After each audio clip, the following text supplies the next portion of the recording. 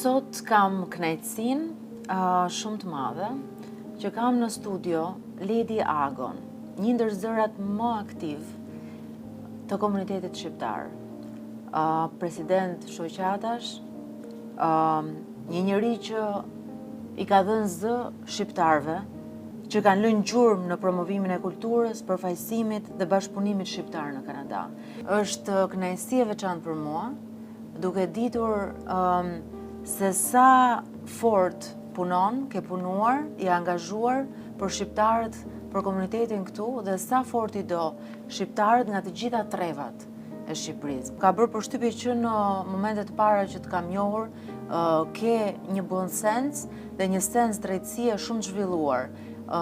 Do t'i shohësh shqiptarët bashk, po do t'i shohësh përfaqësuar në mënyrë të drejtë nga do që ato vinë. Dhe je shumë i kujdesshëm në këtë pjesë. Faleminderit për ftesën e para dhe faleminderit për shkrimin që bëre. Mu duk në një moment sikur po flisje për njëri tjetër. E vërtetë është. Doja ta nisja me arsyen pse duke lexuar veten në kohë dhe në eksperiencë që pse për mua është e rëndësishme që të përfaqësohemi një lloj numerikisht, pavarësisht se ne jemi një, se flasim për individ të njëjtit kom, por që për arsye dhe zgjedhje jo tonat jemi të ndarë në shtete të ndryshme, dhe unë mendoj që edhe kam bindjen që krajinarizmat ose lokalizmat neve në ndajnë. Me ose pa dashje në ndajnë, pavarësisht kush është synimi që kjo nis, dhe unë jam përpjekur të respektoj, dhe është ndër parimet e mia që në grupimet caktuara, në qoftë se mblidhemi si shoqatë shqiptare, grupim shqiptarësh, ne duhet të jemi të kujdesshëm dhe gjithëpërfshirës me shqiptarë nga të gjitha trevat. Do me thënë, nuk është faji jon, ose nuk ka qenë zgjedhja jona që ne jemi të ndarë në shtete të ndryshme, por është absolutisht përgjegjësia jon, mënyra si organizojmë gjërat që tani jetu tje. Ka një motiv që ti e ke parë nga afër, ndasit, i ke parë nga afër, trajtimet jo të drejta, ke qenë pjesë e Universitetit të Tovës, ke mbaruar the law school, do ta them unë. Law school e kuptojnë gjithë se juridiku se si më duket i çik i çuditshëm. E vërteta është që është law school. Dhe në Universitetin e Tetovës në 2005, në një kohë kur lufta ishte prapë e prekshme, me impakt akoma të fuqishëm në atë kohë. Ne kemi folur bashkë dhe më ka bërë përshtypje një ky rrugtim, duke ardhur nga Pogradeci, një vend shumë i qetë, shumë pikturesk, shumë i dashur, me njerëz me të vërtet relativisht qetë. Të qetë, edhe me shumë pronësens, të mirë. Nuk e di, unë i mbaj mend Pogradeci të ka formuar, ka luajtur rol të madh këty.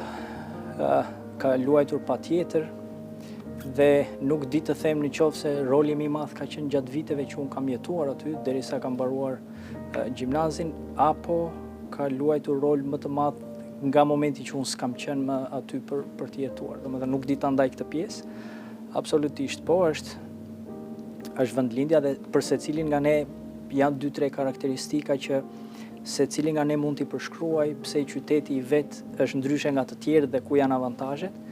E njëjta gjë dhe me mua, jam përpjekur që atë përgjegjësinë që kam kur i them vetes pogradecar ta reflektoj në ambientet, në punë dhe në jetë kudo ku kam qenë. Ti e shef Pogradecin, ja ke parë të mirat më shumë nga larg se sa nga afër, apo të kanë munguar ato magjit e Pogradecit që nuk i gjen dot këtu, se më të vërtet ka disa, Driloni, ka domethënë fshatrat Lini edhe Tushemishti, kanë një romanticitet ndryshe.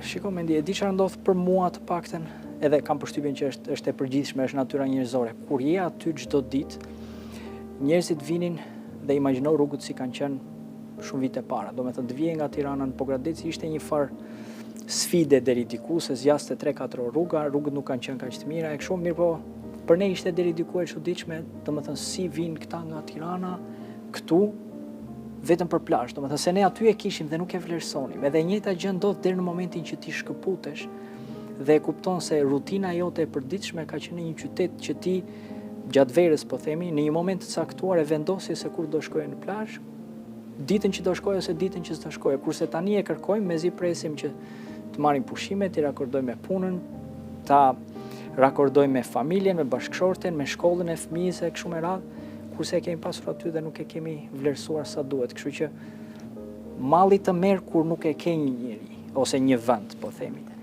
Kështu që kam përshtypjen që është pak me natyrë njerëzore. Vërtet është pjesë shumë e madhe e natyrës njerëzore. Unë mbaj mend që kur bënim rrugën për në Pogradec, vjen një moment që ty të hapet kjo pamje e bukur e liçenit që është si pasqyrë dhe reflektohen, domethënë, dhe relievi. Mendoja ndonjëherë sikur të dija të pikturoja, domethënë do doja që ta kisha fiksuar këtë moment në një pikturë. Edhe kjo pika që përshkrove ti është një ndër pikat geografike që ne midis nesh pogradecarët e kemi si pikë referimi, domethënë është ajo rruga për ata që kanë shkuar sa del në Qafthan, kur fillon të zbresësh, duket pjesa e Linit dhe Liçeni. Dhe aty, kjo është mbase për shkak të vendlindjes, po dhe ajri është më ndryshe, është pak më i freskët se është pjesa e Liçenit, në Pogradec e përshkruajmë domethënë në varësi të erës, si do jetë dhe moti, të mësuar nga prindrit edhe gjyshrit tanë, po është një pikë referimi që ne aty është kufiri ku ne ndjemi në shtëpi, themi erdhëm në Pogradec. Interesante, se të mbeten në mendje disa gjëra dhe pastaj ti kupton që ka dhe një histori më së saj. Po. Shumë interesante. Atëherë shkojmë fast forward në universitet. Domethënë ti vendoset të bësh një cikël ndërkohë që të gjithë rendin në Tiranë, ti i ke jashtë kufive. Shkove në Universitetin e Tetovës dhe nisi një cikël studimor me goxha angazhim, sepse law school është përveç prestigjit që ka një angazhim goxha të madh. Unë do doja të ndalem një çik më shumë tek Universitetin Tetov, sepse është bërë dhe çështje e ditës, domethënë përsa i përket sidomos trazirave lëvizjeve studentore, dhe unë e di që ti ke qenë aktiv shumë, që atëherë në atë kohë ti ke qenë aktiv me Unionin e Studentëve dhe doja shumë të dija për atë kohë. E gjitha filloi nga disa studentë shqiptar që shkuan në Universitetin e Evropës Juglindore ose Southeast European University, siç e emëruan ata individ që e themeluan dhe ideuan Universitetin Evropian në Tetov pas luftës.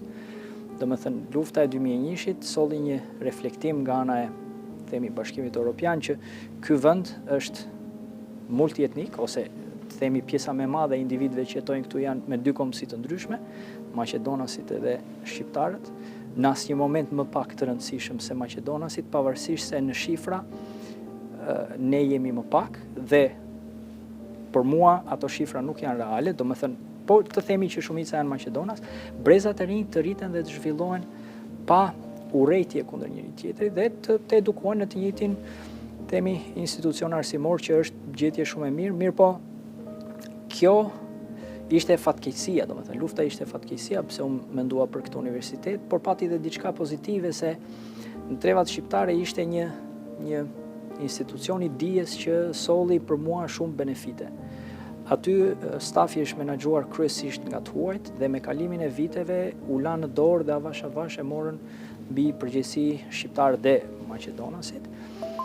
Aty kam konkuruar, mos gabohem, ka qenë fillimi i muajit korrik, domethënë konkurimi në Deg ishte para se të vinin datat për konkurimin në Tiranë dhe pjesa e madhe ose e gjithë shoqëria ime iku në Tiranë dhe kjo ishte pikpyetja e madhe që kisha, që po i largohem një grupi njerëzish që unë i njoh edhe i kam shok edhe miq.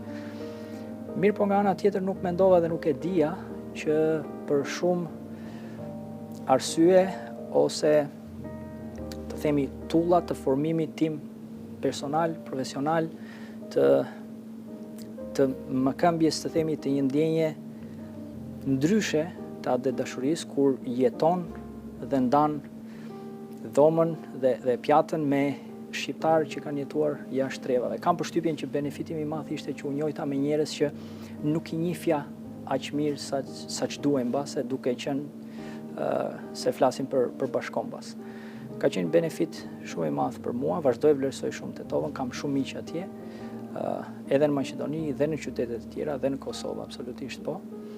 Dhe unë mendoj që deri diku edhe na kanë mbajtur dhe pritur mirë, po edhe na kanë përkëdhelur një çik më shumë se ç'duhet, me thënë të drejtën se i shihnin ndryshe studentët. Domethënë, janë disa gjëra që ne në Shqipëri jo se si kemi pjesë të traditës, mirë po ka vite që ne nuk vuajmë për kombin ose të jemi pjesë e një kombi të mohuar gjeografikisht pavarësisht se ne jemi shqiptar, po themi. Kurse atje e shef edhe e prek në përditshmëri dhe e kupton atë dallimin.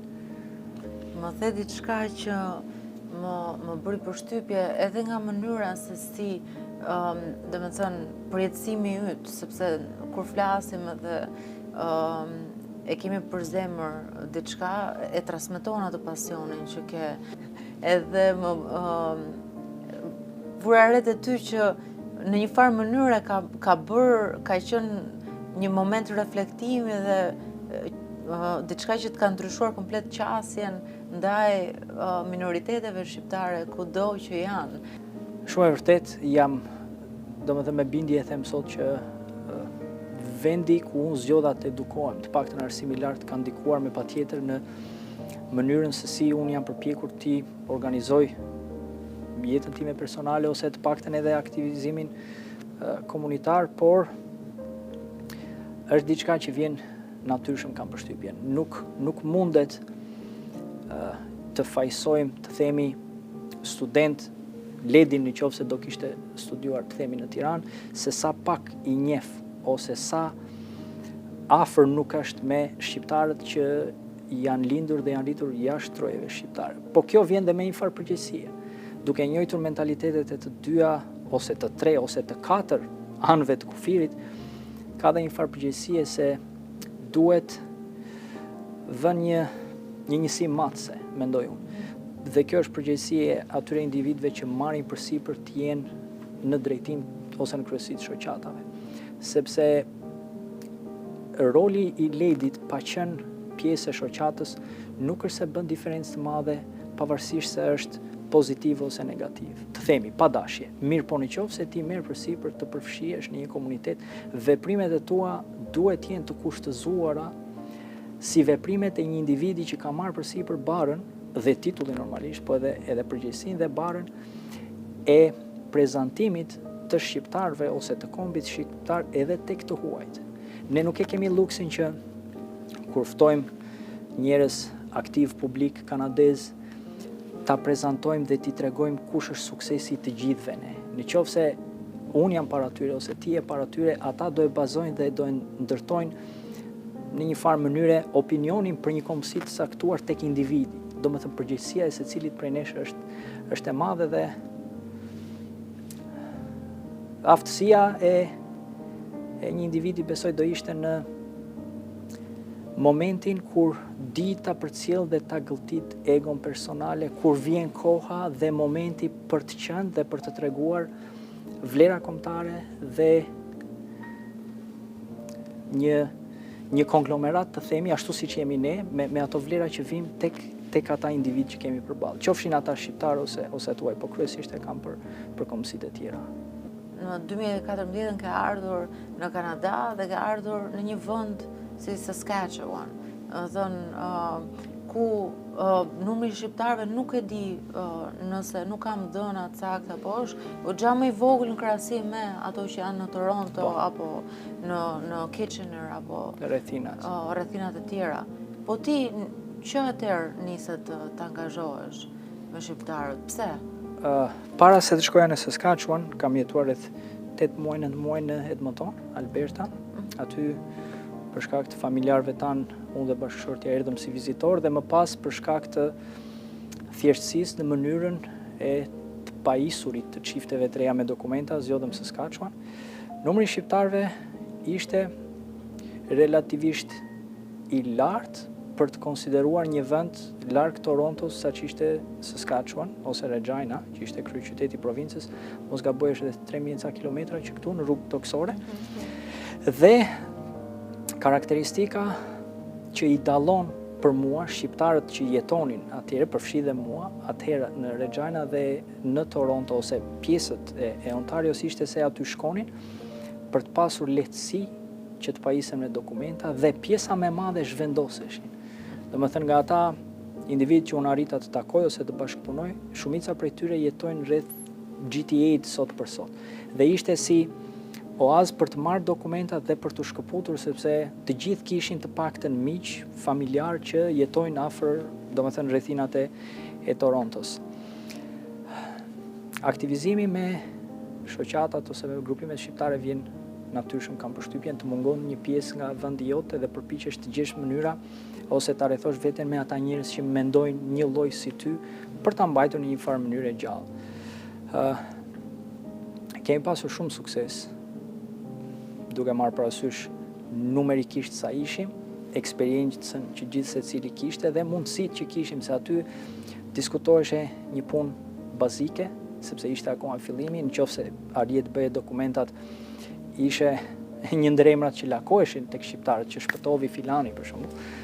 Edhe ishte komplet e natyrshme, mirë po jemi përpjekur që të bëjmë diçka dhe të përpiqemi ta mbajmë gjallë idenë e shqiptarisë, të themi kudo ku jemi.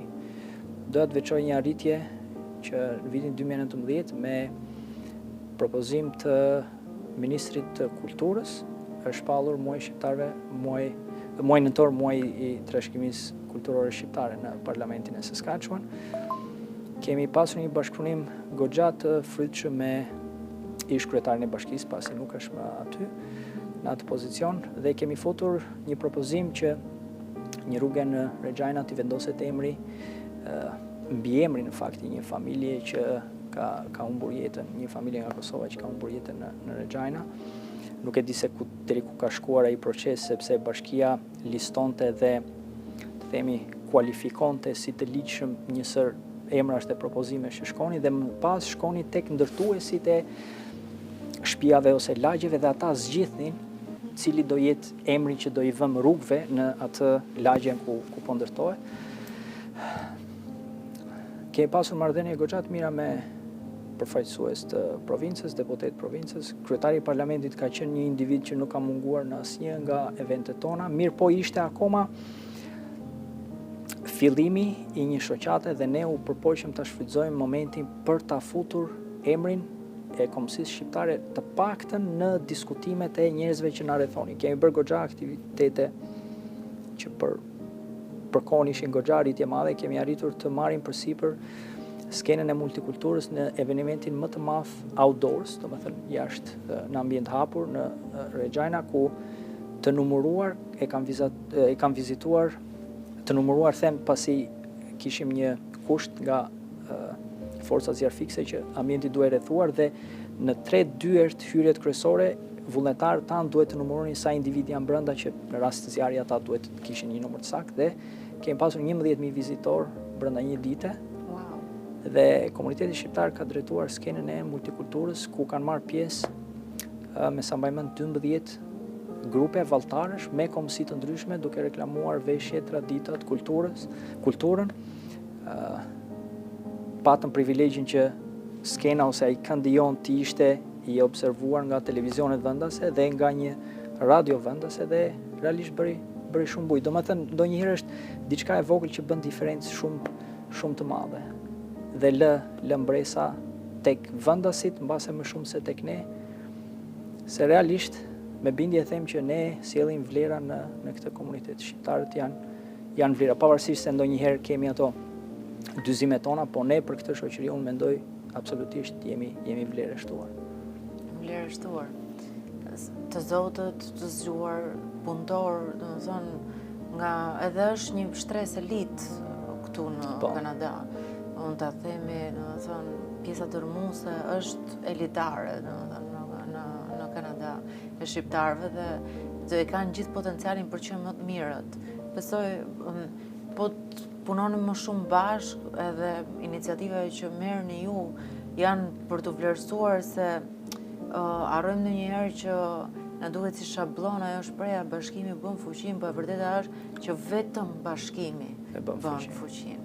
Dhe ne kemi gjithë potencialet për të qenë një ndër komunitetet më të fuqishme, megjithëse në numër jemi të vegjël, impakti që kanë shqiptarët kudo që shkojnë, mendoj unë, kudo, në çdo vend jashtë botës, ne jemi më shumë jashtë se sa brenda.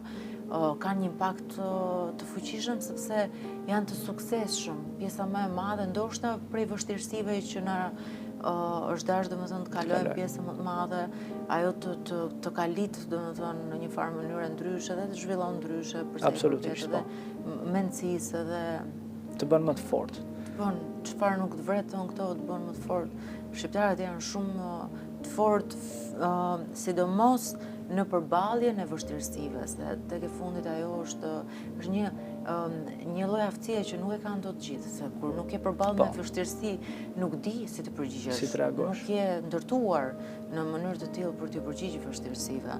Po ka një opinion të përbashkët për Ledin, që ka gjithmonë njerëz që flasin me superlativa. Dhe besoj kjo e bën nuk e di, një individ krenar. Mua për shumë më bën krenare që të them që Ledi është shqiptar. Edhe më pëlqen, domethënë që kemi disa figura që domethënë kanë kontribut shumë të madh, por dhe na bëjnë krenar në që jemi shqiptar.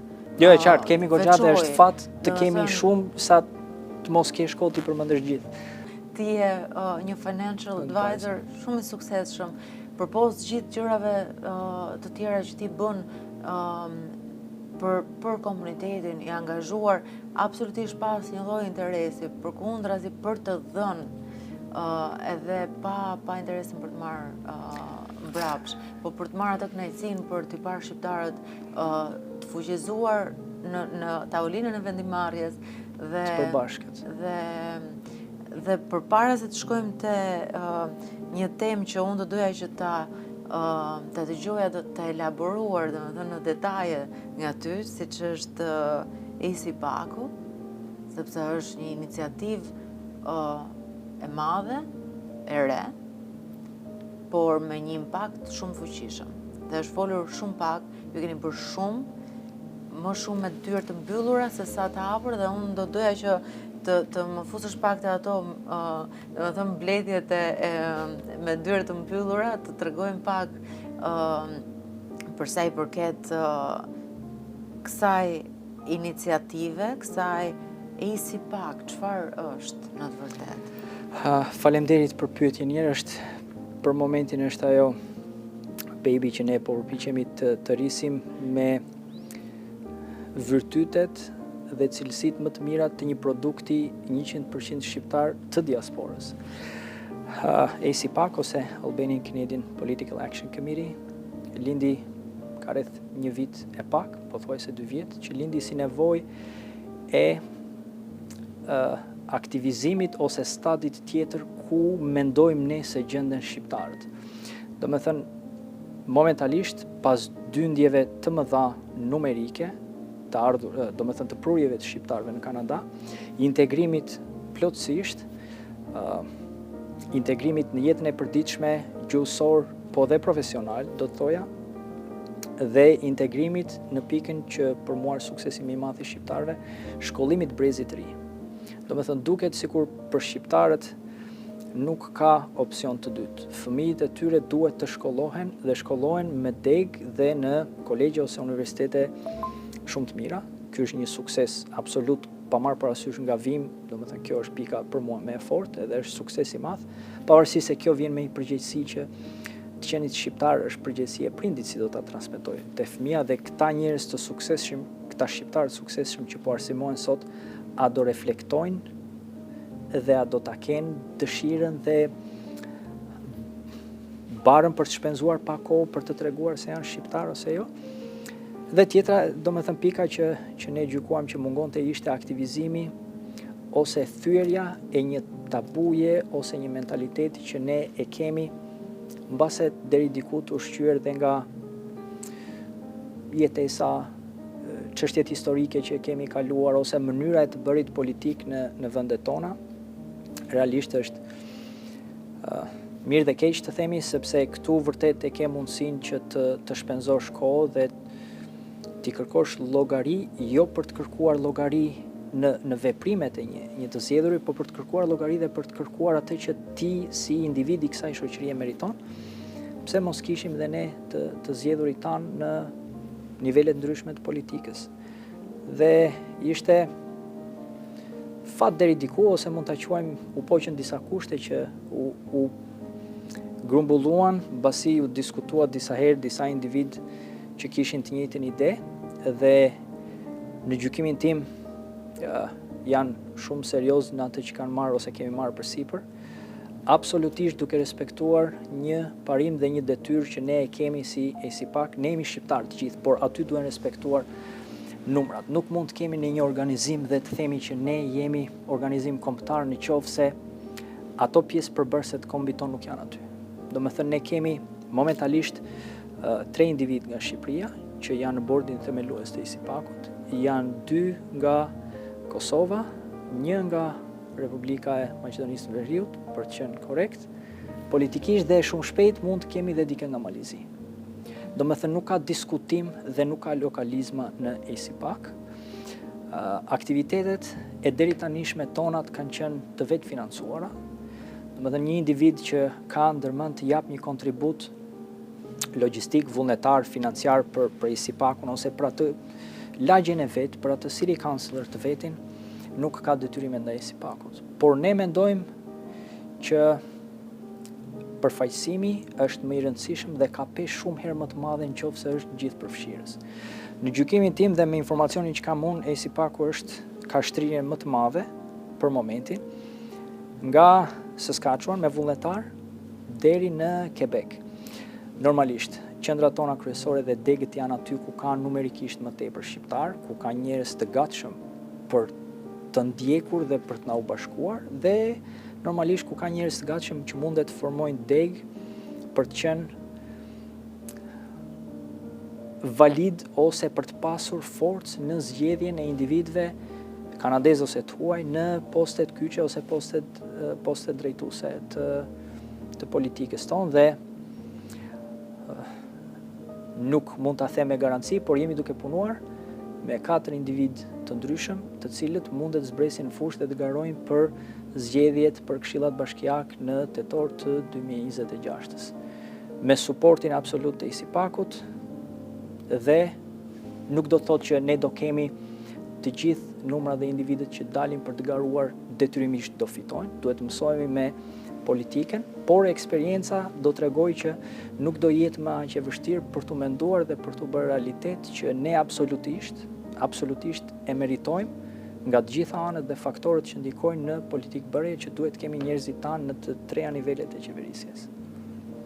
Pse? Pse, domethënë, pse është e rëndësishme që të ketë përfaqësim në tavolinën e vendosjes, nëse do ta përkufizonim kështu, të shqiptarëve, si në nivel bashkie, si në nivel province dhe si në nivel federal. Çfarë do t'i sillte të mirë shqiptarëve kjo? Çfarë impakti, a do kishte impakt? E sa e rëndësishme është që të ketë mbështetje dhe ta shohim veten sot më shumë se kurrë të bashkuar për t'i dhënë një vend këtyre shqiptarëve, sigurisht me aq fuqi sa ka votuesit tek e fundit shqiptar, sepse numrat janë ato që janë dhe nuk mund të domethënë t'i rrisim vetëm me atë dashurinë, do të jemi dhe objektiv në këtë pikë. Do të përgjigjem, por më lejo të bëj një pyetje. Pse nuk duhet të ketë shqiptar? Domethënë, a jemi dakord që nuk ka arsye pse ne nuk duhet të jemi atje? Për t'ju përgjigjur pyetjes tënde. Më fal, nëse mund të përgjigjem, unë mendoj madje që është e vonuar si në iniciativë, por domethënë duke pasur parasysh më mirë vonë se kurrë, e mendoj që kjo është një ndër organizatat më serioze për sa i përket kur flas për ESIPAK-un, domethënë për ju, duke pasur parasysh që impakti është real, nuk është më, domethënë është i fuqishëm. Nuk është, po flasim për konkretisht arritje, po flasim për konkretisht takime, po flasim për konkretisht hapa për të bërë diçka konkrete. Do më lejosh të korrigjoj tek ajo që the ndër më seriozet, unë e vlerësoj dhe e shoh, domethënë feedbacku që njerëzit kanë, por nuk duhet harruar që individët që janë përfshirë aty janë individ që janë përfshirë në momente të caktuara të jetës dhe me organizime të tjera komunitare. Domethënë, kanë një farë eksperiencë, e dinë çfarë duan dhe çfarë duhet për t'i bërë shqiptarët bashkë me një qëllim të caktuar. Pse është e rëndësishme? Është e rëndësishme sepse Kanadaja është një shtet me kombësi dhe me individ që vinë nga shtetet nga më të ndryshme. Dhe ne shohim në përditësinë tonë që në ato grupe ose zyra në bashki, në provincë dhe në Parlamentin Federal ka kombësi nga më të ndryshmet. Përderisa ata e kanë arritur dhe janë një zë i komunitetit të vet në parlament ose në një grupim, në një zyrë ku pjesëmarrësit zgjidhen me votë lirë, pse mos ishim edhe ne. Ka histori nga individ komuniteteve të vogla që një telefonat ka bërë që mira individ që kanë qenë të bllokuar diku për shkak të një lufte sot jetojnë në Kanada, në Toronto, vetëm me anë të një telefonate. Domethënë dizavantazhin ton numerik, nëse do ta krahasoni me, po marr dy shembuj. Komunitetin që vjen nga India ose Kina, ne nuk I kemi ato numra, por këtë dizavantazhe kompenson fakti që në përgjithësi shoqëria kanadeze nuk është shumë aktive në politikë dhe në votime, siç është Shqipëria në raporte numerike të fair dhe të barabarta, po themi. Kjo na jep një farë avantazhi sepse nuk duhet që të jenë me përqendrim 90 apo më shumë % shqiptar në një zonë të caktuar në mënyrë që ne të zgjedhim njeriu ton, mirë po në varësi të zonës dhe këtë po bën ESIPAK-u. Domethënë ESIPAK-u nuk ndërhyn në aktivitetin, këtë e them si ledi dhe si ish drejtuesi I një shoqate, nuk ndërhyn dhe nuk ka mbivendosje në aktivitetin dhe qëllimin e një shoqate tradicionale, kudo qoftë ajo shoqate. ESIPAK-u ka vetëm vizionin e thjeshtësimit të terrenit dhe suportit që individ që mund të jenë pjesë e një shoqate, nesër pas nesër të kenë nga ESIPAK-u për të qenë ata të zgjedhur, ose të suportojmë dikë që është shqiptar. Këtë doja ta sqaroja. Është vlerë e shtuar. Është vlerë e shtuar dhe mbulon atë, siç e the dhe ti, domethënë përveç promovimit të kulturës, ruajtjes të gjuhës dhe traditave, ne duhet kujdesemi dhe për anën ekonomike, po dhe për anën politike. Dhe nuk mundet që, ose të themi, suksesi nuk do ishte I matshëm ose I arritshëm në të njëjtin nivel në qoftë se merrte përsipër një grupim ose një individ I bën të gjitha, pavarësisht dëshirës të madhe, me vullnet të mirë dhe me dëshirë të mirë.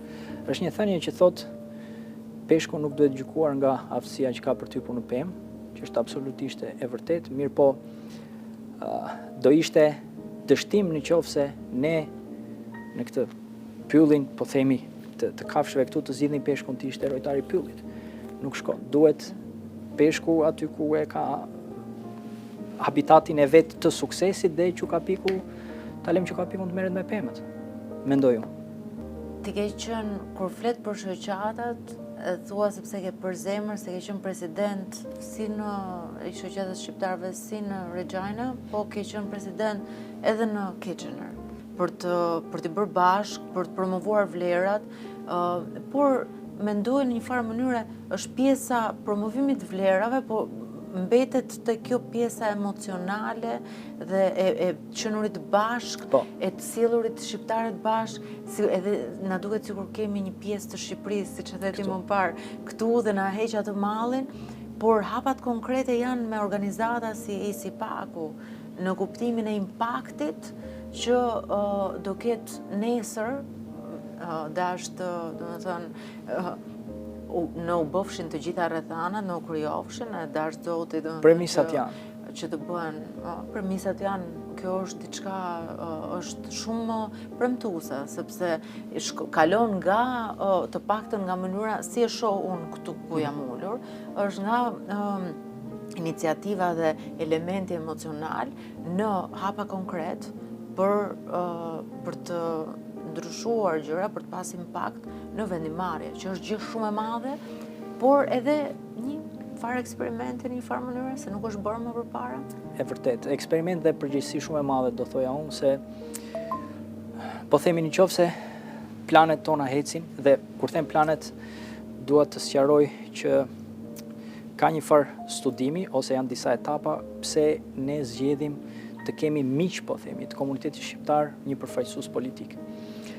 Duhet të dim më së pari me kë kemi të bëjmë, sa i gatshëm është ai ose ajo ti përgjigjen komunitetit shqiptar, dhe çështja është, ti e përshkove pak më parë, dhe shumë e vërtet që pjesa më e madhe e aktiviteteve, takimeve dhe bisedave që kemi bërë ne para dhe pasi kemi vendosur të suportojmë individ caktuar që janë gjendur afër komunitetit, nuk kemi dashur t'i bëjmë publike. Do me thënë, primari për sipakun është rezultati, dhe me rezultatin duhet gjithë të bijem dakord që pritshmërit kanë një afat kohër të caktuar, nuk mundet ne të ngrihemi një ditë dhe të kemi 5 përfaqësues shqiptar në parlament, nuk do, në qoftë se nuk krijojmë kushte dhe krijojmë terren për brezat e rinj që të angazhohen dhe të mësohen me të bërit politik, me disfatën e humbjes ose suksesin e fitores, po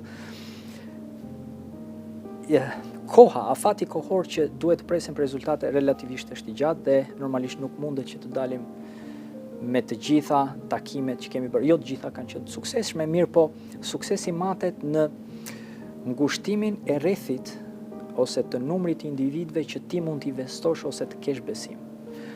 Mund të them me bindje dhe me krenari që ka pasur raste që kemi kontaktuar individ dhe politikanë të zgjedhur për t'i pyetur çfarë mendojnë për angazhimet ndryshme që kanë të bëjnë me çështjet tona kombëtare, dhe numerikisht kemi mundësi që jo vetëm të ndikojmë të kemi individët tanë në miqt tanë, po themi, jo vetëm individët tanë të zgjedhur, por pse jo dhe të jemi egoist në një moment që mos lejojmë që individ që punojnë kundër interesit shqiptarëve të mos zgjidhen. Dhe unë mendoj dhe besoj që jemi shumë afër kësaj pike, duke i qëndruar larg përçarjes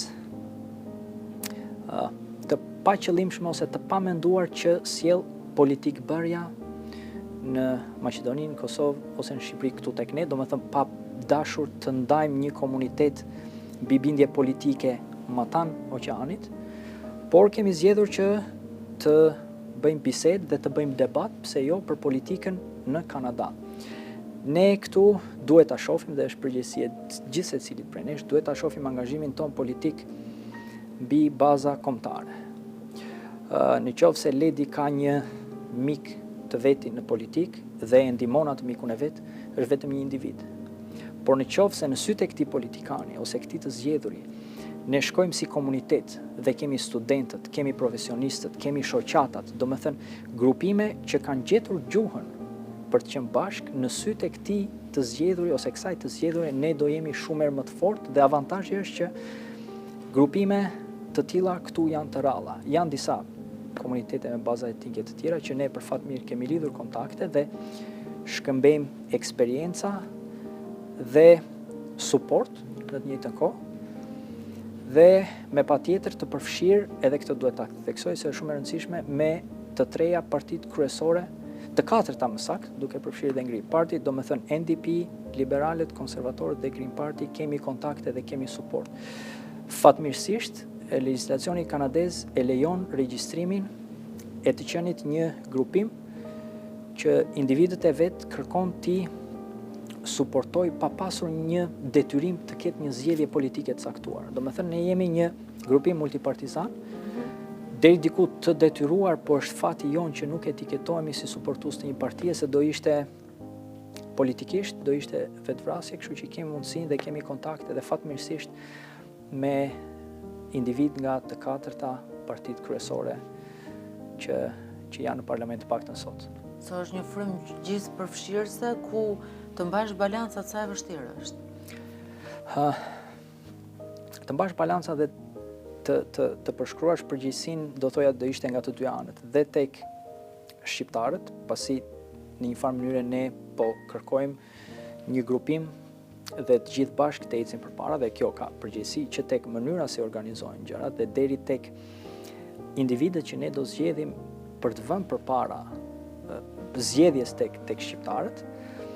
Pra duhet jemi të kujdesshëm cilët janë ata që ne do dalim në shesh të themi për të propozuar, po nga ana tjetër përgjegjësi edhe me drejtuesit e partive ose politikës kanadeze, se në fund të ditës një i zgjedhur shqiptar do jetë në një farë mënyre, është ajo që biseduam pak më përpara, reflektimi i një komuniteti, dhe nëse ka diçka që çalon, do jetë një farë etiketimi që atje në grupimin e tyre do identifikojnë shqiptarët me, ose në rast se është sukses dhe i kujdesshëm, një atribut ose një vlerë e shtuar që do t'i shtohet komuniteti. Domethënë përgjegjësia është nga të dy anët, por mendoj që kishte ardhur momenti që duhet marrë kjo përgjegjësi, sesa të përpiqemi t'i rim larg dhe angazhimet të tilla të jenë të vonuara.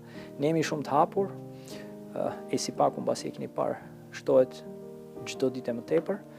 Sukseset nuk janë vetëm të shtimi antarëve, por tek lidhja e kontakteve, dhe kur them lidhja e kontakteve dua të shpjegoj që nuk është vetëm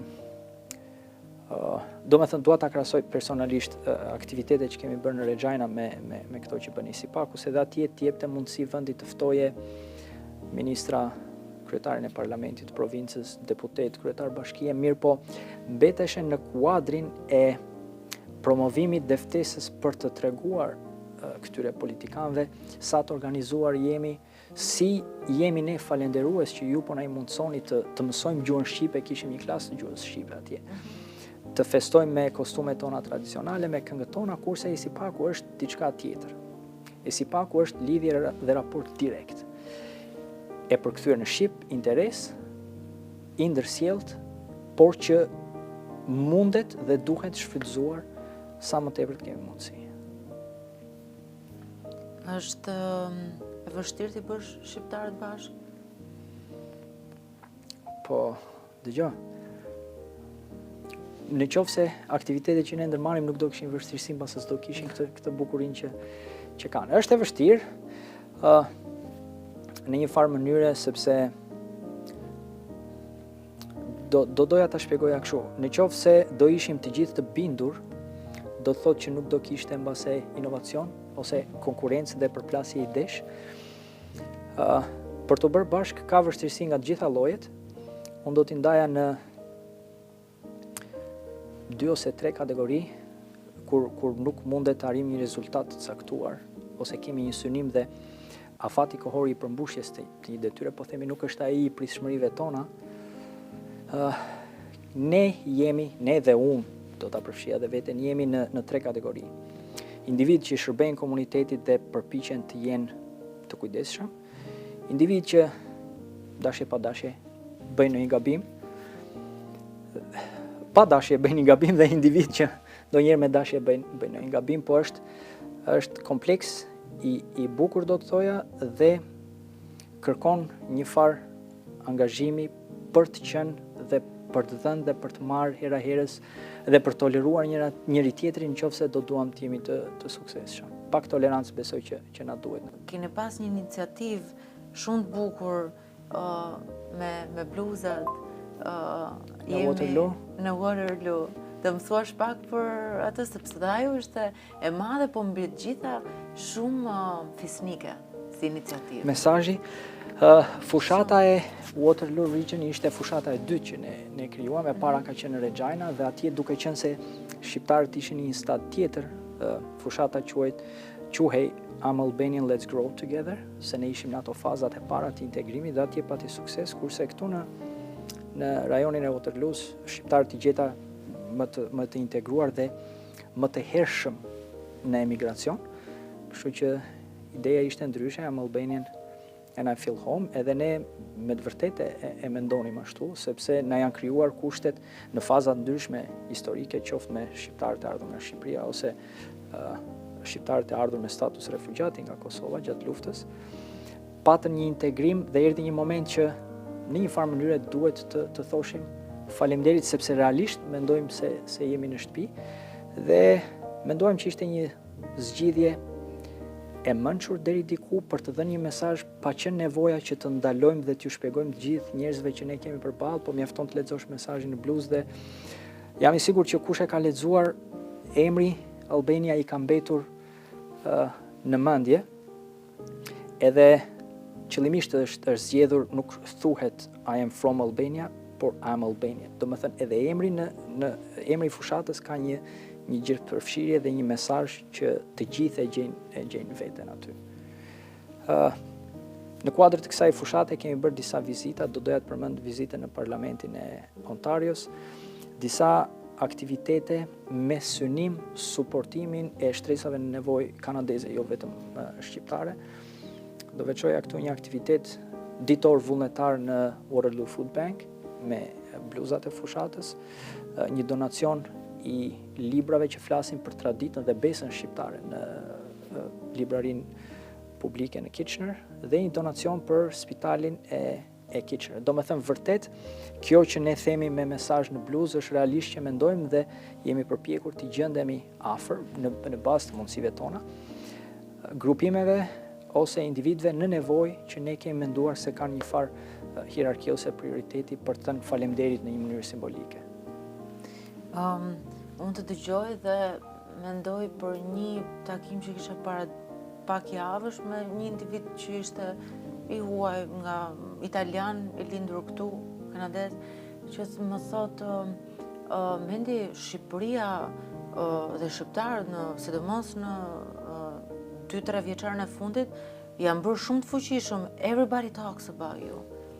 Dhe unë të dëgjoj dhe them, asnjë gjë nuk ndodh rastësisht. Ka një punë shumë të madhe që është bërë me vite, domethënë nga komuniteti, punë e pa lodhur vullnetare me qëllimin e vetëm për ta përfshirë Shqipërinë në harë që para pak vitesh, jo shumë vitesh, kur ti flisje me dikë, nga kudo se Kanadaja, do thoya unë është melting pot, i ka të gjitha, ne të gjithë vim nga diku këtu. Duhet t'ja shpjegoj edhe ku bie Shqipëria, çfarë është, ku është, domethënë nuk dinin njerëzit sot, ne jemi të fuqishëm, ne jemi shqiptarët njihen. Domethënë, dhe është, besoj, ne si komunitet, Mendi dhe kushdo tjetër duhet jetë shumë falenderus ndaj njerëzve si Ledi dhe shumë të tjerëve që kanë marrë këto iniciative duke dhënë gjën më të vyer që kanë kohën mbi të gjitha për të bërë bashkë. Kjo është e vërtet, patjetër koha është e rëndësishme dhe është kohë që ne të gjithë aktivistët, ti dhe shumë të tjerë, dhe është një punë e bërë prej shumë vitesh, në mënyrën e vetë më të mirë të mundshme se cili prej nesh në një kohë të saktuar, pasi ka qenë ndryshe të, po themi ti ishe aktivist para 20 vjetësh dhe ndryshe është të jesh sot. Mirë po është koha nga familja që gjithë se cili merr dhe absolutisht te një aktivist ti kupton që partneri është një individ mirëkuptues dhe patjetër do një farë aplauzi do thoja të gjithë ata bashkëshortë ose bashkëshorte të këtyre individëve që ne kemi rreth rrotull që mbajnë gjallë dhe përpiqen çdo ditë më tepër ta ngrejnë dhe ta lartësojnë emrin e shqiptarëve. Është e vërtetë që vitet e fundit kemi pasur, domethënë na shohin ndryshe. Ka ndikuar shumë faktor, ecuria politike në Kosovë, domethënë hapat e serioz drejt demokracisë, pavarësisht se në moshë është një shtet i ri, zhvillimi në Shqipëri, jo vetëm nga ana e turizmit, por është bërë një farë oazi ku deri dje pase nuk e mendonim dot që mosha e tretë, po themi që është një dukuri që unë e kam vënë kur kam shkuar nga Italia sidomos apo Greqia, zgjedhin Shqipërinë si vendin ku ata do kalojnë pleqërinë, që më përpara nuk na shkonte mendja. Domethënë janë shumë arsye për të cilat Shqipëria diskutohet ose shqiptarët diskutojnë edhe për arritjet.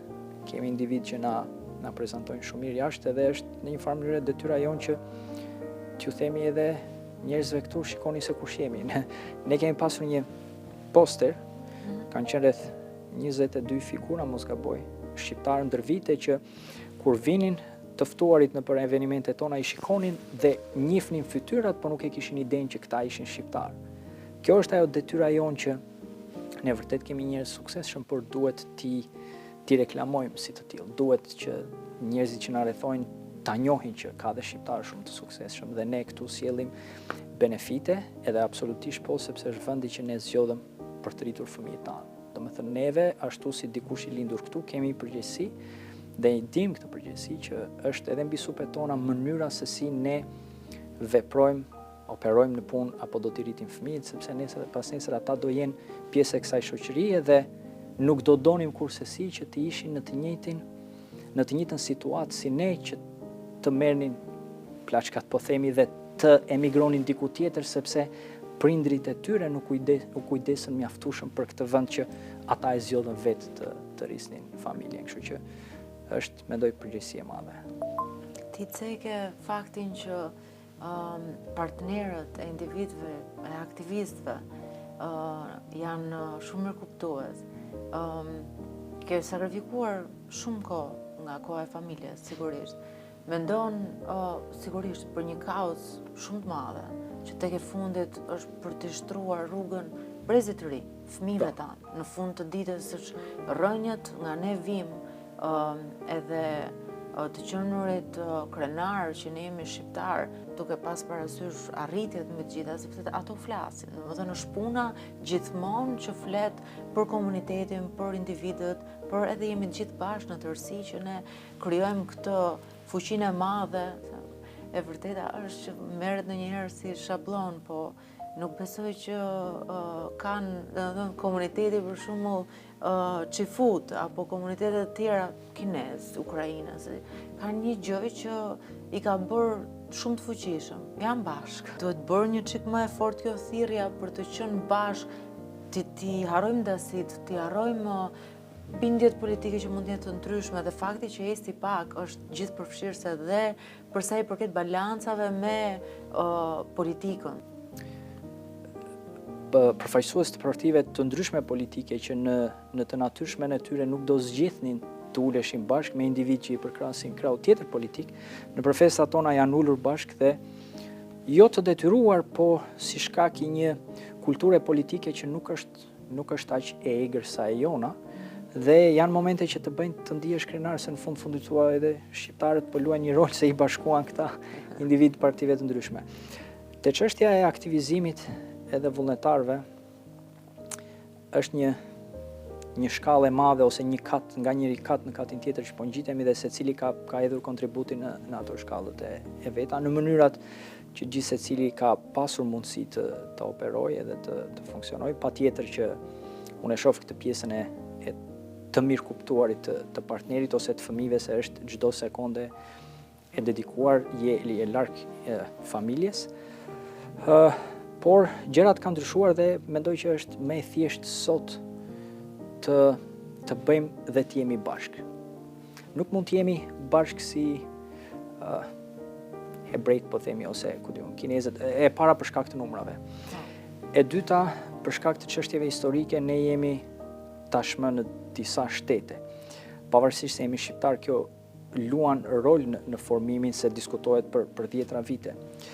Çështja fetare, ne kemi fat që dy klerikët themi ose drejtuesit e komunitetit musliman dhe atij katolik në GTA dhe mbase së shpejti edhe ortodoks dhe komuniteti Bektashi që tani është aty, shkojnë mirë me njëri tjetrin dhe japin një mesazh që un jam përpjekur t'i jap zë kudo ku i kam parë bashkë, se është vlerë e shtuar. Mirë po, përveç numrave që nuk i kemi si komunitetet e tjera, prap mundësia është dhe gjërat kanë ndryshuar. Do me thënë nëse unë diskutoj bashkëpunimin mes shoqatave, ose sa mirë e njihnim ne njëri tjetrin si antar të një kryesie në një qytet të caktuar, ishte shumë më ndryshe para 3-4 vitesh dhe kjo absolutisht ka arsye.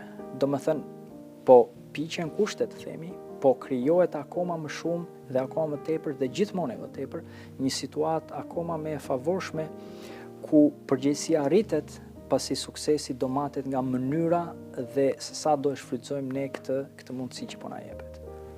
Është ai momenti ose sot ose kur, thënë jemi në atë moment si shqiptar, sidomos duke pas parasysh t'je përmendë këtë vit mund të kemi përfaqësues të shqiptarëve në nivel paktën në zgjedhje tani të që të jenë shpejt lokale. Është nuk e di nëse është era parë apo jo, po të paktën në mënyrë të organizuar në këtë nivel me thënë mbështetjen e një organizate si ESIPAK-u, besoj është era e parë. Kam përshtypjen që në mënyrë të organizuar po, në dijenin ton ka pasur shqiptarë që kanë kandiduar në nivel provincial, në këshillat bashkiak, nuk kam dijenin nëse ka garuar dikush në nivel federal, por në këto dy nivele e dim, domethënë është informacion që ne e kemi që kanë kandiduar, mirë po në mënyrë të organizuar jo.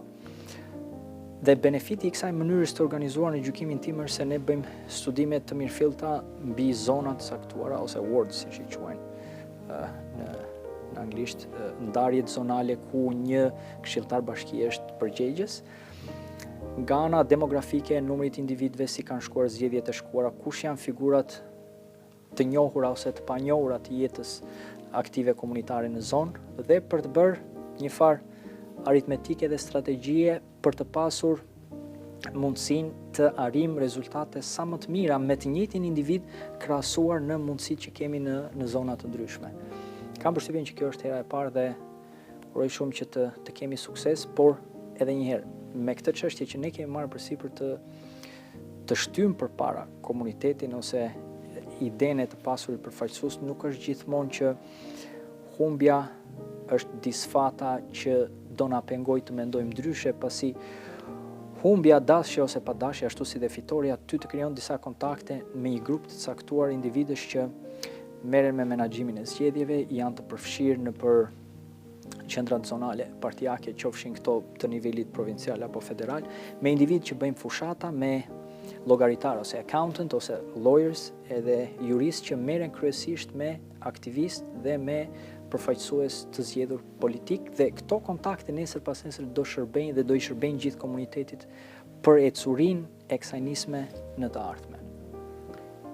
Konkretisht, cilat janë benefitet që hipotetikisht do të vinin komunitetit në momentin që le të themi një nesër një përfaqësues shqiptar me shtetësi shqiptar, dhe kur unë them shqiptar, unë kam parasysh nga Kosova, nga Maqedonia, nga Mali i Zi, dhe kështu duhet të jetë. Shoh Kosovë, Shqipëri dhe ka, domethënë, më vjen shumë mirë që ne këtu nuk kemi dallime për sa i përket shqiptarëve nga kudo që vinë. Kosovarët, ne nuk i themi kosovar, ne i themi shqiptar, sepse në të vërtetë janë shqiptar. Janë shqiptar të Kosovës. Dhe kjo është sepse ne e ndjejmë, domethënë nuk është vetëm një janë dy flamur bashk, kjo është përgjegjësi shumë e madhe në fakt. Është përgjegjësi shumë e madhe, po është si ndihet Ledi në brëndësi të vetë, jo vetëm iniciativa dhe angazhimi që ka marrë që këtë frym ta përhapi dhe ta injektojmë tek të gjithë ne. Është iniciativë shumë e bukur, shumë fisnike, por mbi të gjitha ajo e duhura që duhet bërë patjetër. Kjo me këtë frym duhet rriten fëmijët tanë. Ne gjykojmë që është e duhura. Çështja e gjithë përfshirjes është detyrë morale, do të thoja. Lokalizmat edhe krajinarizmat neve na ndajnë dhe dashje pa dashje nuk i japim, nuk e forcojmë, nuk e shtymë përpara komunitetin, na ndajnë. E thënë troç, dhe ca gjëra duhet i themi hapur, lokalizmat na ndajnë. Kam pasur një bisedë me një shqiptar të Hamiltonit dhe do të sjell një histori që ma ka bërë qefin pa e ditur dhe pa pasur asnjë tendencë në mënyrën si shkoi muhabeti dhe biseda, dhe më thotë që nga je, edhe unë i them nga Pogradeci. Jo, tha, po ti si nga Shqipëria. Thash, po nga mendon se ti je nga Kosova. Dhe realisht më është bërë qefi që nuk e dallon dot dhe unë e shoh veten në gjithë anët. Shqiptar është një grupim njerëzish që jetojnë ato troje dhe kufit ne si kemi zgjedhur dhe si kemi vizatuar vetë, por realisht mu bëqefi që më quaj ti aty ku unë jam dhe aty ku unë dua të jem, pavarësisht se ne ndjejmë veten në të gjitha anët. Ishte një histori interesante. Faleminderit që e solle në vëmendje. Dhe më vjen mirë që sot ne e prekëm dhe ti më dhe rastin që të flasim pak për AC Pagon, se si që the që në fillim është the baby që ju po e rrisni. Që kërkon kujdes. Edhe do kujdes të madh, sepse është në hapat e parë, në vitet e para, me impakt shumë fuqishëm, dhe ndonjëherë kur impakti është i fuqishëm, ndonjëherë të duket sikur do të dali situata nga dora dhe përgjegjësia është shumë e madhe. Të votojnë edhe të mbështesin përfaqësuesit e komuniteteve. Ne për shkak të historikut nga vim, kam përshtypjen që është e përgjithshme me gjithë shqiptarët që i kanë qëndruar në një farë mënyre larg kutive të votimit, pasi këtu nuk është nevoja që me ose pa dashje të jesh i lidhur me një dikë në bashki ose një deputet, siç mundet në Shqipëri, ndodh në goxha raste, do duhet që të jesh afër për të mbrojtur vendin e punës që ka një familjar jot, një miku jot, një kushëri jot. Këtu nuk është ky detyrim, po themi, dhe në një farë mënyrë shqiptarët kanë pasur suksesin e vet dhe i kanë qëndruar larg se nuk kanë pasur detyrim. Mirë po, besoj që ka ardhur momenti që jo vetëm për të pasur njerëzit tanë aty ne do na duhet të zgjedhim, por është edhe një farë përgjegjësie se nuk mundemi ne që të ngrejmë gishtin ose të kritikojmë një politik që nuk na pëlqen, pavarësisht cila është ajo, nëse ne nuk e tregojmë me votë që kandidati që unë përkrah është ky, sepse ato që sjell ky individ janë ato që më përfaqësojnë mua. Dhe nuk është e thënë që ne të përbetohemi qoftë si pak ose si individ që sot për sot Ledi ka votuar majtas ose djathtas dhe duhet me patjetër të qëndroj besnik kësaj lidhje midis individit dhe partisë, pasi për ne si komunitet dhe si individ në momente të caktuara partitë ndryshme mundet të përfaqësojnë më mirë interesin tonë.